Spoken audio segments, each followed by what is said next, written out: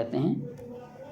हिंदी वाले हिंदी में देख लो, इंग्लिश वाले इंग्लिश में, मैं हिंदी में बताऊंगा, ठीक है। ये कलर की बात आती है। और ये देखो कुछ नहीं है, ये 8th क्लास की, मैं सिंपल बता रहा हूँ, 8th क्लास की साइंस से उठाया है। राज्य पाठ्य पुस्तक मंडल वो उदयपुर जो बनाता है ना, उसकी किताब से उठाया है, 8th क्लास की डिक्टोलाइन, ठीक है। तो इनको मिलाते हैं। तो यही कहता हूँ कि जो सिलेबस देता है ना, जो क्लास देता है, जैसे CET की 10th क्लास का लेवल की है, तो 10th क्लास लेवल की ही साइंस पढ़ो आप। अगर आपने कर्मचारी चयन बोर्ड ने बोला है कि ये 12th बेस पर आएगा, तो 12th बेस तक की ही किताब पढ़ो, उसमें 8वीं 9वीं 10वीं 11वीं 12वीं तक पढ़ो, ऊपर की नहीं पढ़ने की ज़रूरत, क्योंकि उसी में ट्यूशन देता है। कर्मचारी चयन बोर्ड भी हेडेक लेना छोड़ दिया, सिंपल है, ठीक है। अब बात करते हैं, देखो सल्फ़र का कलर क्या होता है, सिंपल है, पीला होता है, ठीक है। क्लोरीन का क्या होता है, हरा पीला होता है। फास्फोरस का क्या होता है, फास्फोरस का होता है गुलाबी।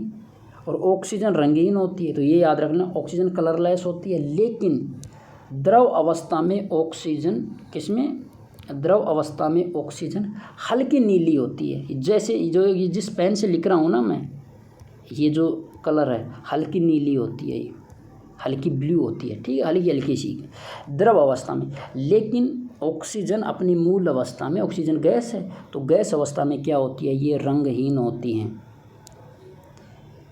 ठीक है। और कौन सा कलर लूँ मैं, चलो ये ले लेता हूँ हरा में, ठीक है। तो याद रखना ऑक्सीजन क्या होती है, रंगहीन होती है। तो ऑप्शन मिला लेते हैं, एक एक दोबारा मिला लेते हैं काट के। सल्फ़र पीली होती है और क्लोरीन हरी पीली होती है। फास्फोरस गुलाबी होती है। तो ए में सेकंड है, ए में सेकंड किस किस में है, इसमें नहीं है, इसमें नहीं है, इसमें नहीं है, ऑप्शन ए है। अगर एक भी पता होता आपको, अगर आपको ये तो पता होता है यार सभी को कि क्या सिंपल है कि ऑक्सीजन तो कलरलेस होती है। तो डी में 4 देख लो किस किस में है, इसमें नहीं है, डी में 4 इसमें नहीं है, इसमें नहीं है, फिर वही बात है, ये ऑप्शन आ गया। एक याद होना चाहिए, ऑक्सीजन तो वैसे भी कलरलेस है। एक भी जिसको याद था ना वो क्वेश्चन कर सकता था आराम से, पर ये याद होना चाहिए एक क्वेश्चन तो, ठीक है। अब इसका ऑथेंटिक सोर्स भी देख लेते हैं, ऐसी बात नहीं है, फेंक नहीं रहा हूँ मैं, ये रहा ऑथेंटिक सोर्स, लाता हूँ आपके सामने अच्छे से। डिक्टोलाइन उठाइए, डिक्टो, राजस्थान कर्मचारी बोर्ड ने डिक्टो में सेम टू सेम।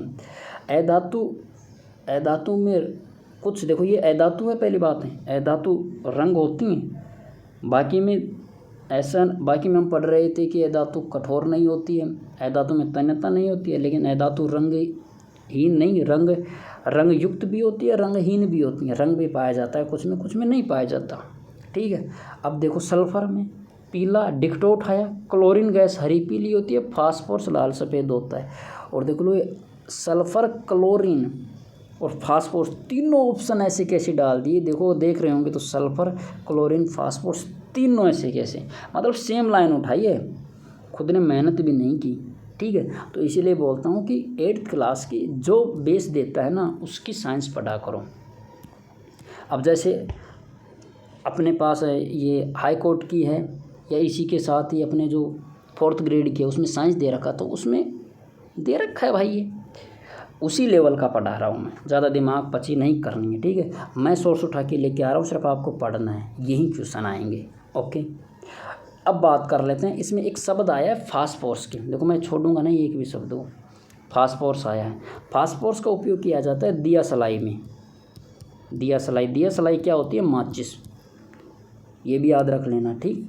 और फास्फोरस का उपयोग वैसे भी पटाखे उटाखे बनाने हैं ना, तो मतलब चमक पैदा करने में, चमकदार पटाखे वटाखे बनाने में भी फास्फोरस का उपयोग किया जाता है, दिया सलाई में भी, माचिस वगैरह में भी फास्फोरस का उपयोग किया जाता है। फास्फोरस भी अलग अलग प्रकार का होता है, काला फास्फोरस, लाल फास्फोरस, दिया सलाई में लाल फास्फोरस का उपयोग किया जाता है, तो ऐसे कुछ हैं। तो दिया सलाई इतना याद रख लेना, ठीक है। माचिस वगैरह बनाने में फास्फोरस का उपयोग किया जाता है, या मतलब चमक पैदा करने वाले पदार्थ जैसे बारूद हैं, पटाखे हैं, उनमें भी उपयोग किया जाता है किसका, फास्फोरस का, ठीक है।